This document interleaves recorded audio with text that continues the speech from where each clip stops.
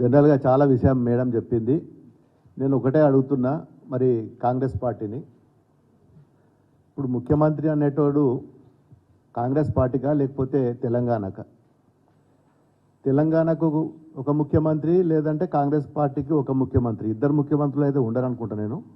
మరి మేము జనరల్గా పోయినాము, మాకు కాన్స్టిట్యున్సీకి సంబంధించి నేను మొన్నటి వరకు 10 ఏళ్ళు ఎంపీగా పనిచేసిన, మాకు మొత్తం జిల్లాలో ఎక్కడెక్కడ ఏం సమస్యలు ఉన్నాయి ఆ సమస్యల మీద నలుగురం కలిసి పోయినాము. మాకు కూడా తెలుసు ఏ కాన్స్టిట్యున్సీలో ఏ ఇబ్బందులు ఉంటాయి.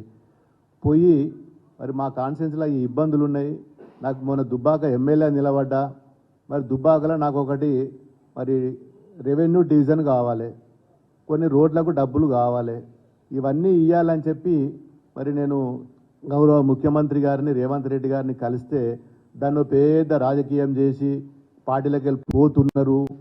ఏమో అవుతుంది, ఎందుకు పోతామా మేము పార్టీ? కాంగ్రెస్ పార్టీ అంటే అది ఎండికేల పార్టీ, గిల్లకెళ్ళి మేము గల్లకి ఎందుకు పోతాం? ఉద్యమంలో ఉన్నప్పటి నుంచి డే 1 నుంచి 2001 నుంచి మేము పోరాటం చేసి తెలంగాణ తెచ్చుకున్నాము.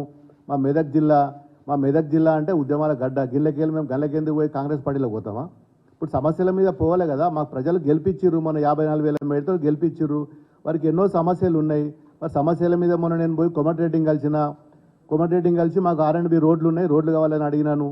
మరి అదేవిధంగా ఉత్తమ్ కుమార్ రెడ్డిని కలిసినాను. మల్లన్న సాగర్ వాటర్ ఉన్నది, మా కాలువలకు నీళ్ళు వస్తలేవు, రైతులు బాధపడుతున్నారు, మరి మాకు నీళ్ళు ఇవ్వాలి. ఇంతకుముందు మా రైతులు ఒక ఫోన్ కాల్ కొడితే మరి అప్పటి ఉన్న ఇరిగేషన్ మంత్రి గారు మెసేజ్ పంపిస్తే తెల్లార వరకల్లా కాలువలలో నీళ్ళు ఉంటుండే.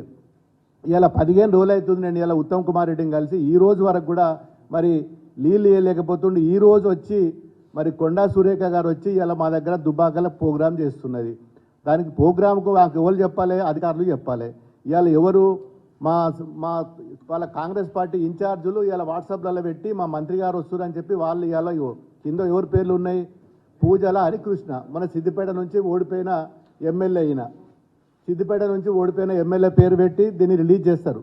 ఇంకోటి చెరుకు శ్రీనివాస్ రెడ్డి, మన దుబ్బాక ఎలక్షన్లో నా మీద డిపాజిట్ కోల్పోయిన ఎమ్మెల్యే వచ్చి ఆయన ఇవాళ ప్రోటోకాల్ మెయింటైన్ చేస్తున్నాడు, ఇలా ఆయన ప్రోగ్రామ్ కండక్ట్ చేస్తున్నాడు. ఇక పోతే మరి అధ్యక్షుడు మరి ఏదైనా ప్రోగ్రాం చేస్తే ఎమ్మెల్యే గారు సభాధ్యక్షులు ఉంటారు. ఇలా మా పేరేమున్నది? ఇక్కడ కొండ సురేఖ, తర్వాత 4 మంత్రులు, కింద 4వ ప్లేసుల్లో 5వ ప్లేసుల్లో ఎమ్మెల్యే పేరు ఉన్నది. దీనికోసం మేము అడగడానికి పోతే ఇదో పెద్ద రాజకీయము, కాంగ్రెస్లో ఏదో మేము కలుస్తున్నాము, మా పార్టీకి ఏమో లేనట్టు, వాళ్ళది ఏదో పెద్ద దేశంలోనే పెద్ద పార్టీ పెద్ద ఉరగబెడుతున్నారు, ఆ కాంగ్రెస్ పార్టీలో పోయి మేము గెలుస్తున్నాం అని చెప్పి ఇలా రకరకాల జిమ్మిక్కులు చేసి టీవీలల్లో, పేపర్లల్లో, సోషల్ మీడియాలల్లో ఇదో పెద్ద డ్రామా.